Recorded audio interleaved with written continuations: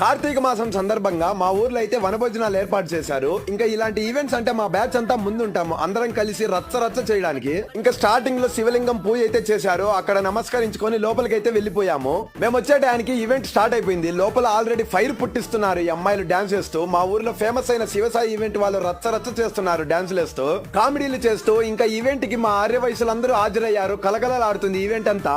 మాకు వెనక్ కూర్చుంటే కనిపించడం లేదని అదే పనిగా ముందుకు వచ్చి నిల్చొని మరీ చూస్తున్నాము ఈ డాన్సులు.